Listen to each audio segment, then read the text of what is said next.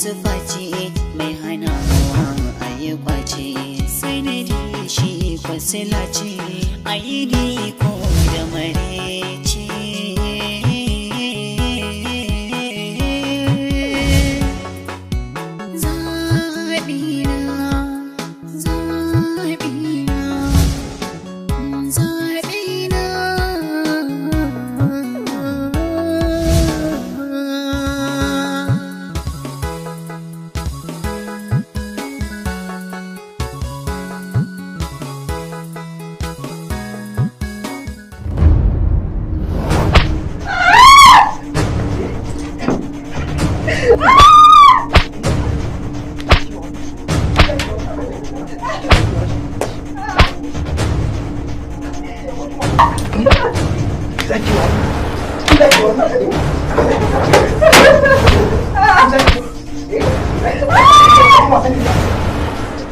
Me yasa kake dukanta? Matar ka ce fa. Wannan matar ku kyale ne don ku saba da ta. Da kun bani da ita kawai. Kun koya mata hankali. Me ya zafi haka? Wannan abin da ta yi min? Kinga. Ji gida da ita. Ka fita min da ita da gidan nan. Kuma min ita gidan nan. Idan kika sai gidan nan. To wallahi sai dai in kin fita kenan. Amma in ki ƙara dawowa gidan nan. Ta mi can. Ka fuji. Ni in ce ka tafi gidan har ta fitar gidan nan? Me yasa kake zaluntar matarka? Kabir, kaga baka san abin da kake ba. Kamata idan muna abu da ni da iyali na ko ban mu kawai ne abun mu. Ba kun amma ai makwabtaka mata ce haka ba. Kai hakuri da Allah shikenan. Ba dai ta fita ba. Sai dai ta ci gaba da zama a gidanku. Amma muddin ta zama cikin gidan nan wallahi sai ta ga abin da yafi wannan. A'a kun siya mata kuwa kun biya kuɗi.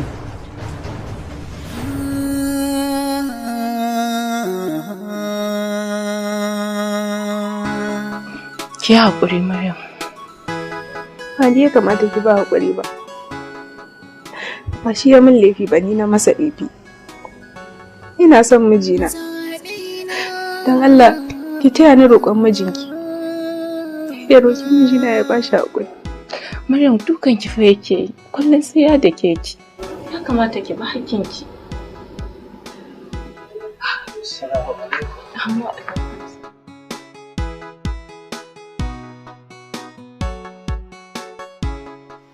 Maryam ki koma ɗakin ki. Ya za ka ce ta tashi ta koma? Maryam ki koma ɗakin miji.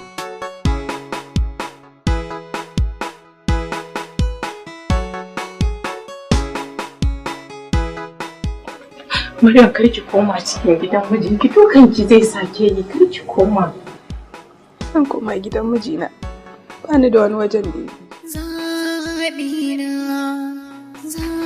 Maryam kar ki tafi. Sake da kawa zuci take yi.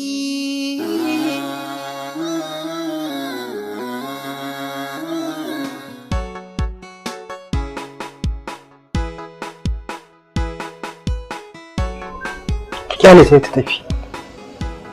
Babu wani abu da za mu iya mata sai dai addu'a. Allah ya shiga tsakanin nagari da mugu kawai abin da za mu ci kenan. Ki daina kuka.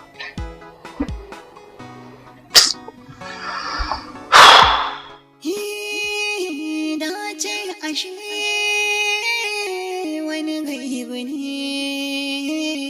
Wani in akwai to ashe wani babu ne.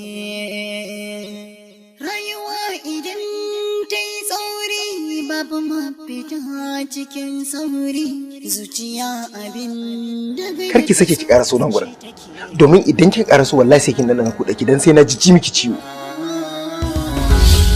Na san ba su taɓa yin aure ki ba. Ni kuma gashi ban taɓa son wani ɗa namiji kamar yadda nake son ka ba. To ya zami dole mu haƙura dan dai mu zauna lafiya. Ba zan iya rayuwa babu kai a cikin ta ba.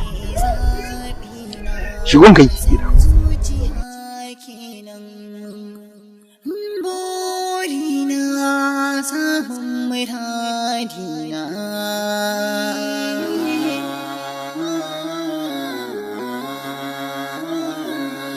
ita tarayya rukuni ne na zaman tare.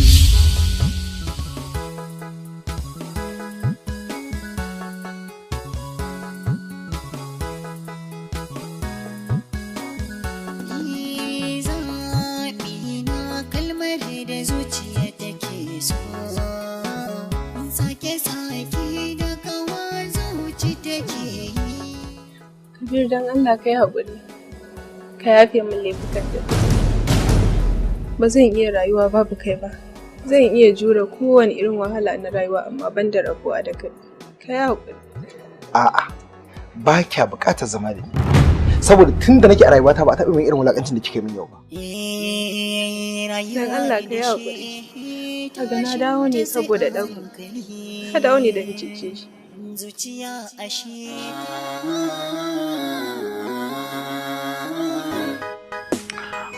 yalla bai allura ya kamata a yi mata, zai faru a daidai lokacin da muke bukata. Ko? Abin da zai faru yanzu, bari in shiga in kira sai kai mata bayani ko?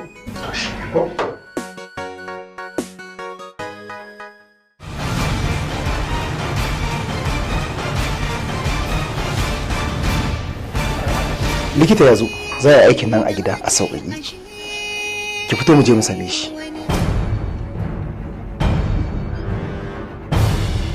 Dama da gaske kake magana cikin nan kamar yadda aka yi na farko? Da gaske nake ma. Kabir, me yasa baka son haɗa zuriya da ni? Ni na ɗauka irin son da kake min zaka fi kowa tarairaya ta idan ina ɗauke da cikinka, amma sai gashi ba haka ba. Wai!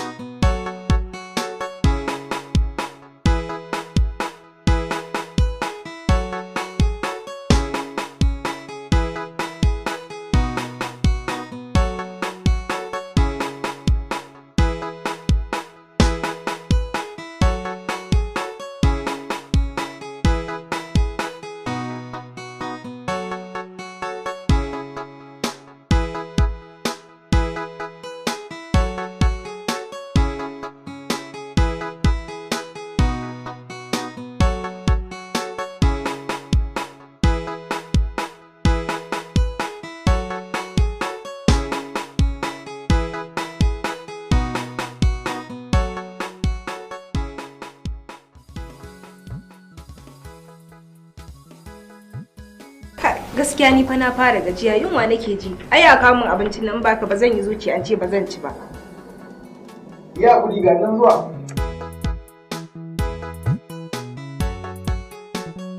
Yawa.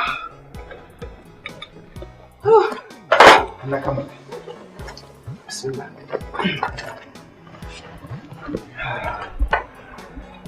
Kai.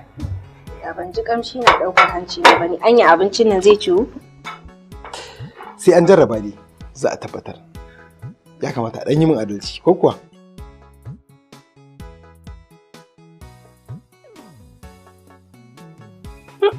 Ya kika ji ɗan daɗi ko? Kai, wani irin abinci ne haka? Gaskiya abincin nan bai ba, wani irin lalacewa ne wannan. To kin gani idan dai akwai matsala ina ganin sai dai gishiri ko magi domin dama su ne suke wahala da ni a aiki. Kai, Ba shi bane, kai ne. Abincin nan yayi daɗi. Yayi daɗi sosai, ban taɓa cin abinci mai daɗi a gidan nan ba sai yau. Abin kunya miji ya fi mata iya girki. Ni ban ga amfaniyar aikin da kake so ka kawo gidan nan ba. Kin gani? Kana da amfani. Ba na so idan bana nan ki rika shan wahala. Ko ki girki, ko ki shara, ko wanke-wanke, ko wani abu. Duk ba na bukata. Abin da zan kawo ta kenan. Amma a hankali ke ma ki gane amfanin ta. Kenan. Shi ne da iya. Ewan. Za ki samu farin ciki a rayuwarki. Zan tabbatar na baki farin cikin da ba wata ƴa mace ta taɓa samu. Saboda haka abin da nake so da ke shi ne ki kwanta da hankalinki. Ki daina tunanin gida, ki manta da magana gida. Ina yawan mafarki da su. Ina ganin ba mu kyauta ba abin da muka musu. Mun tsananta da yawa. Da a ce ba mu kyauta ba, da kotu ba ta ba mu gaskiya ba. Amma saboda tsabar gaskiyar mu, ga mu yau a matsayin mata da miji. Ina so mu je mu ba su hakuri su yafe mana abin da muka yi. Na samu duk farin cikin da nake bukata. Burina ya cika. Amma saboda rashin zaman lafiyar da muke yi da su yasa ba na jin daɗin zama. Gaskiya idan ma za a yi haka ba yanzu za a yi ba. Sai dai zuwa wani lokaci. Shikenan. Zan bari har lokacin da na haihu sai mu je, na san ba abin da umma take so kamar ta gaji kanta.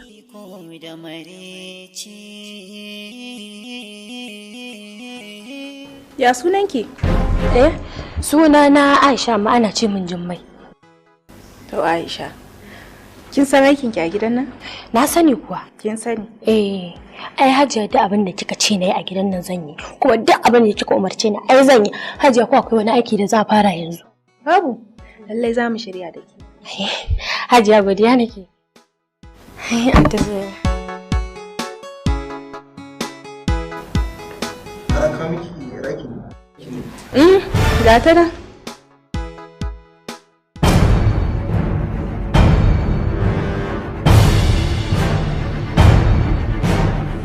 Hajiya, zuwa yara lafiya?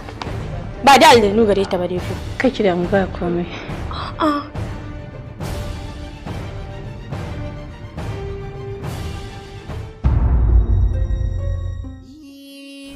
Kin gani? Abin da nake so ki shi ki kwanta da hankali. Ba na so ki dinga maimaita magana da ta riga kawo matsala tsakanin da ki. Ya kamata ki manta da komai.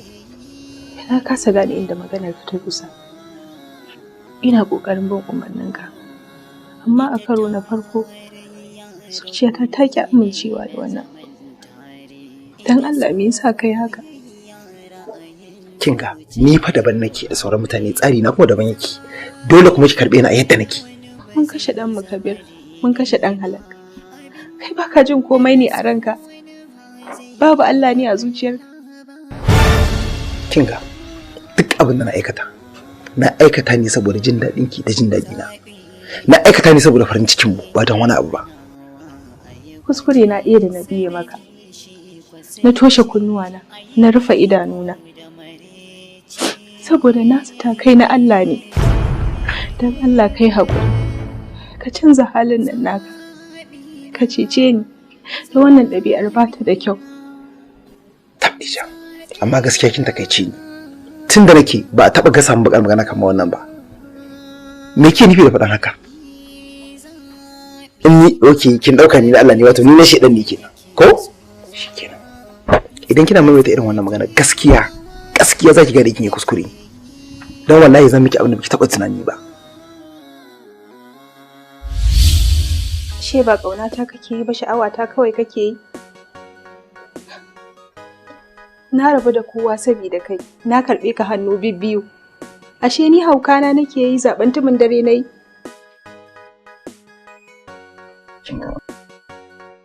Barin gaya miki wani abu ɗaya. Tunda na ce ina so a zubar da cikin nan, ya kamata a zubar da cikin nan. Wai shin cikin nan ma na waye? Ba nawa bane wai? Ku ji kika wa kanki. Saboda haka dole ne ki kyale ni in yi abin da na ga dama da shi.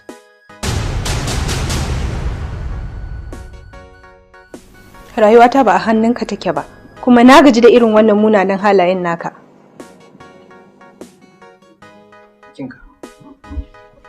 abinda nake so da ke shi ne ki tashi da ni da ke mu fita yanzu mu ta falo mu je mu samu likitan nan.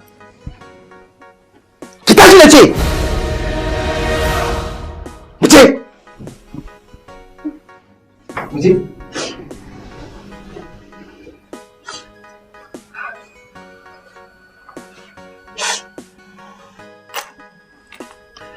Ga ta nan likita, bismillah, yi aikinka.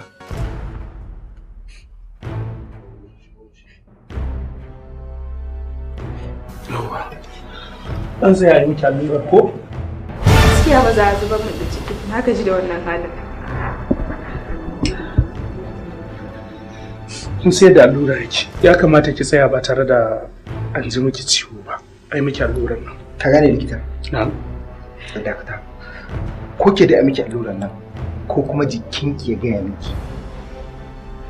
Zan iya jure ko ma menene za ka min akan cikin nan. Kuma an yi na farko an yi na ƙarshe kenan. Me kuma ya rage min? Mutunci na ya riga ya gama zuba a idanunka tunda kana kyamatar haɗa zuri'a da ni. Ba za a cire min ciki. Ni mahaifinki ne. Tun kafin na haife ki nake tattalin ki. Lokacin da zan yi aure, na tsaya na sama miki uwa ta gari. Na sa miki mafificin suna. Na saki a makaranta kika yi ilimi. Na yi kokari na guje duk wani aiki da zai ja a zage ki. Muka baki duk wani abu da kike bukata a rayuwarki ta cika. Biki taba zuwa da wani abu ba mu karbe shi ba. Dukkanin wani zaɓin ki namu ne, muna alfahari da ke a matsayin ki na ɗayar mu. A karan farko kin zo da wani al'amari wanda ranmu bai kwanta da shi. Amma ni da ummanki mun tsaya mun duba wannan al'amarin. Don haka wannan yaron bai dace da ke ba. Abba ni ba ina muku musu bane. Sai dai kawai mutanen da ka tambaya ba su ya kamata ka tambaya ba. Kuma watakil wani kabiran suka gaya maka ba wanda na sani ba. Malam ɗin ke gaya maka Mero? Akan ɗa namiji? Lalle duniya ta zo ƙarshe. Malam, anya wannan Meran mu ce? To ki sani, ba za mu taɓa yadda ki auri wannan yaron ba saboda ba wanda ya san asalin shi. Ba mu san asalin shi ba. Ba za mu taɓa yarda ki auri wannan yaron Kabir ba. Dan Allah ki haƙuri. Ni ba wai ina jayayya da ku bane. Sai dai ni na san Kabir ba shi da wani aibu kuma inda yana da shi ba zan amshe shi ba tun farko.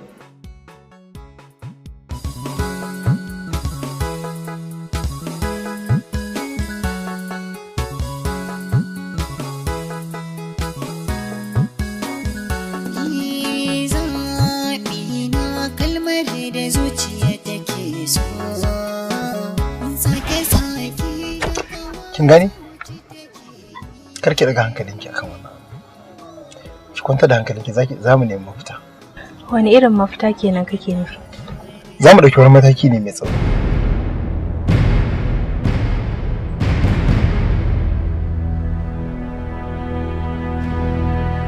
Baba sannu.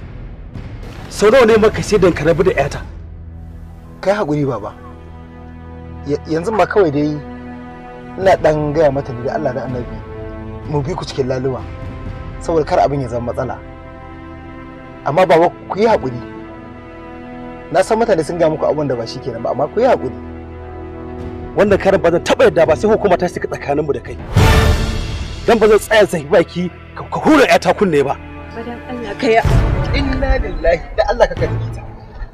Abin bai kai ga haka ba. Wallahi na gaya maka sai hukuma ta raba mu da kai. Fita ki tafi gida. Ina da zaɓin ra'ayi don kaudar ruɗani. Zuciya na yi wa tanadi don kar a samu saɓani.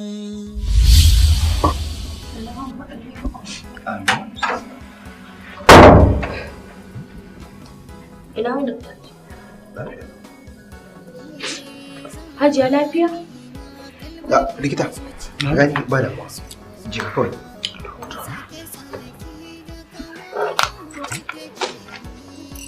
Allah ja dinga hakuri. Ya hakuri Hajiya. Sannu.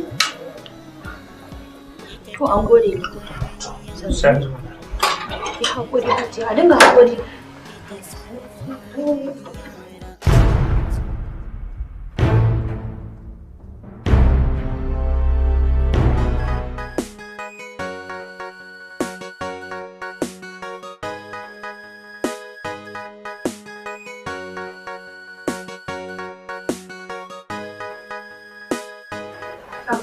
za ku tafi? To sai kin da yawa.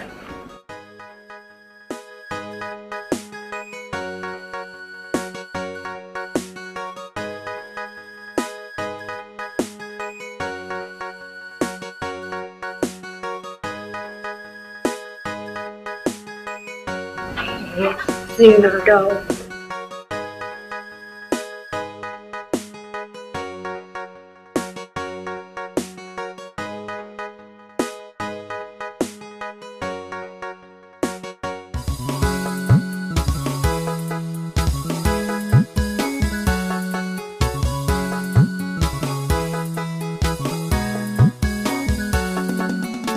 Salamu alaikum.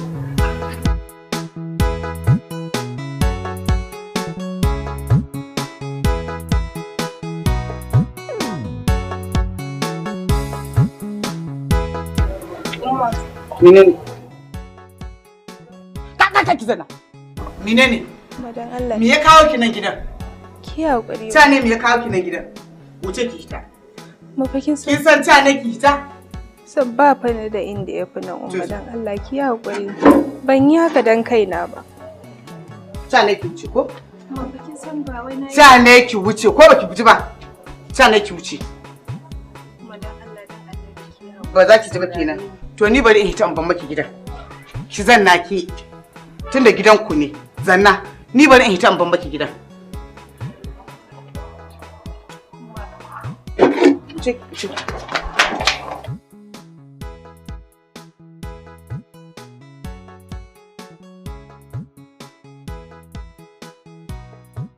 Mero? Me ya kaki gidan nan? Tambayar ki nake me ya kaki gidan nan?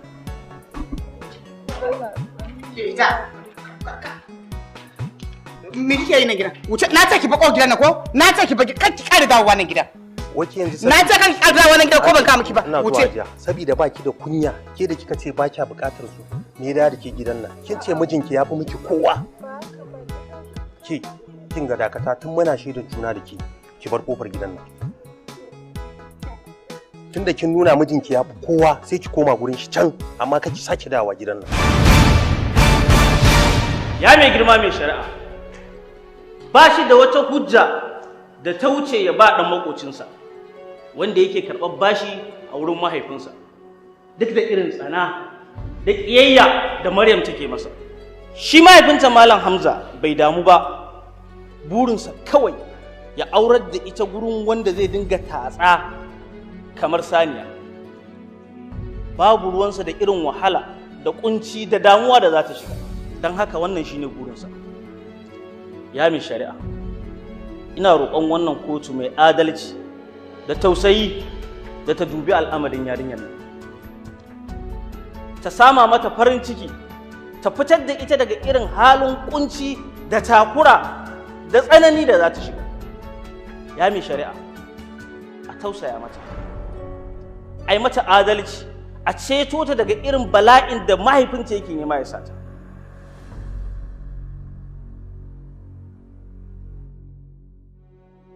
Na gode ya mai shari'a. Alhamza. Haka daɗe. Ka ji abin da lauyan da ya ka ƙara yake faɗa ko? Kana da abin da za ka ce? Ban taɓa jin inda uba da ya suka shiga kotu ba, sai dai idan so take ta tozarta mu, shi sa ta kawo mana. Malam Hamza. Haka daɗe. Kotu guri ne na neman yanci. Ba gurin da za a tozarta wani ko waɗansu ba ne.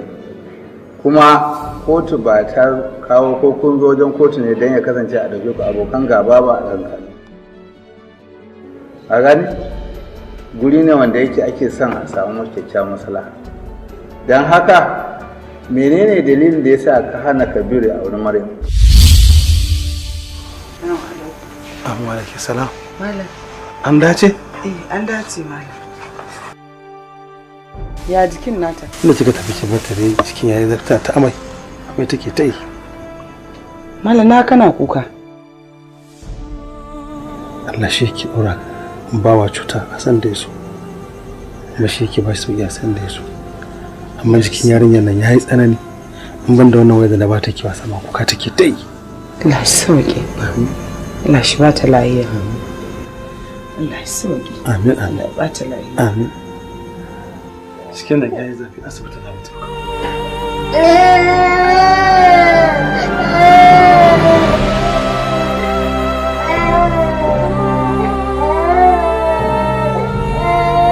Babu wani abu da zan iya cewa a yanzu. Don ita wadda nake kokarin karewa a yanzu bata gane abin da nake nufi ba. Saboda idanuwanta sun riga sun bushe. A irin karfin da na san kotu tana da shi za ta iya ɗaura masa aure yanzu kamar yadda lauyansu ya nema. Don haka jama'a ina so ku shaida da cewar ko da zan mutu in dawo inda ana dawowar ba zan taba aminta Kabir ya auri Maryama ba. Amma in har ta aure shi babu ni babu ita, kuma duk wata alaƙa take tsakanin da ke ta yake a matsayin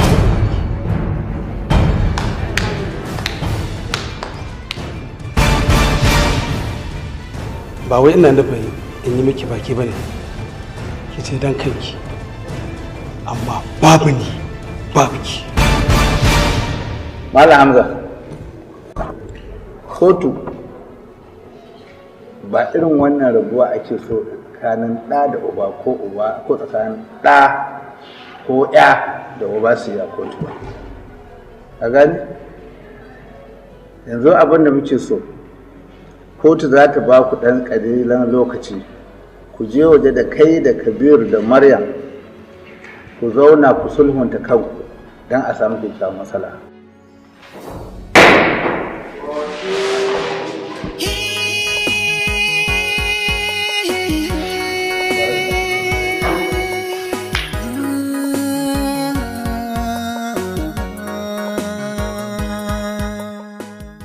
Kada ki damu.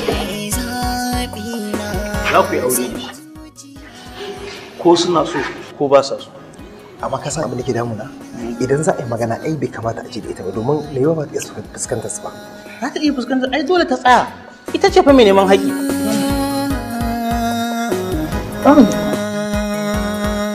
Kada in ko kar ta zai bata mana tsari. Ba abin da za su bata. Ta san abin da take. Karkara.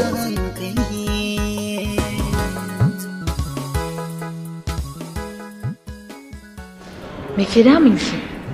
Ban gane ba kamar ya. Wani irin abu ke son ki saka kanki a ciki?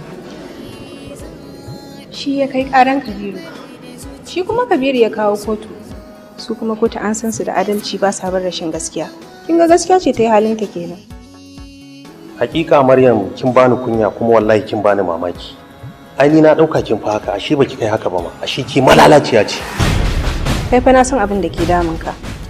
Kana gani na a nan gurin ka san ka rasa ni ne. Ni da ma na fi karfin ka. Ka san ba zan taba zama matar ka ba. Ai barki jin gaya miki. Tunda kika dauko iyayenki kika kawo su nan kotu, ni na cire ki daga cikin zuciyata. San da nake miki ya tashi daga so ya koma kiyayya. Daman ba dan kinki nake son ki ba ai. Ina son ki ne saboda daraja da kima da kamala ta gidanku, amma kin dauki wannan abin kin yi watsi da su. Dan haka na cire ki daga cikin zuciyata Maryam. To sai me? Maryam. Wannan mutumin ba mutumin kirki bane. Duk mutumin kirki ba zai goyi bayan ki kai iyayenki kotu ba. Wannan ba irin halinki bane. Ba ɗaya daga cikin tarbiyyarki.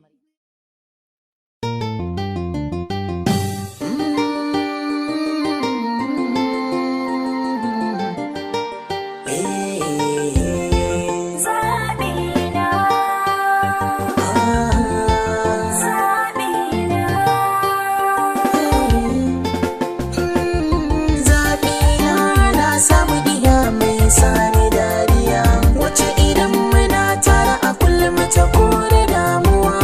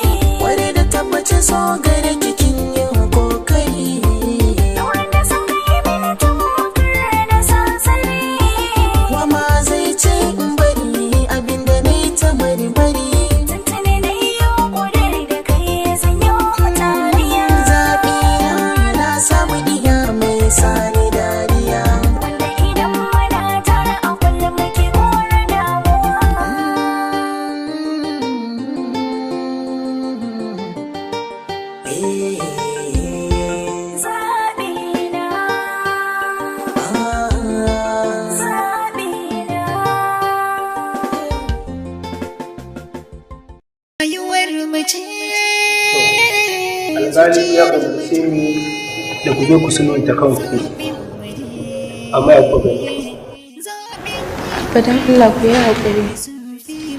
Haƙuri na mi, ki rike haƙurinki, rike kayanki, sai kuma mi.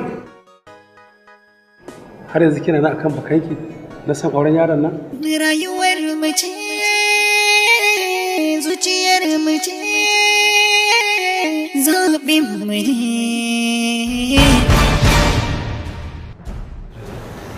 Ya ba mu amsa da muke tambaya. Don haka sai mu yi haƙuri, mun rasa 'yarmu. Ka yi haƙuri, ba komi. Duniya ce ai ta ishi ba ga ruwa ji mama. Kinga, karki kuka da Allah, ki kwantar da hankali. Zan baki duk wani farin ciki da kike bukata. Kin ji ko?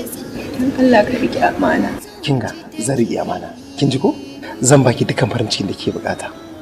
Wanda ke da abinki ai taki ma ta yi kyau. Wasu ba gudu suke su bar gidan iyayenki. Ke da ba zaman dadiro zaki ba aure zaki? Ai da sauki.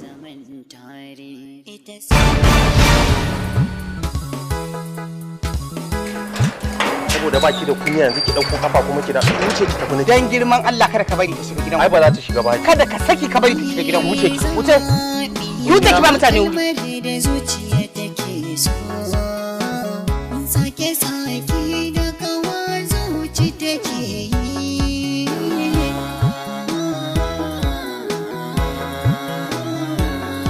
Ita tarayya rukuni ne na zaman tare. Ita soyayya ra'ayin zuci a yau aure. Zaɓi na da wani ba zai zama daidai ba.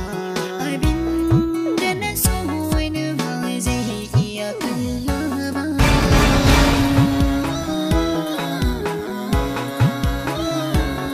Zaɓi na sufa ce mai hanawa a yi kwace.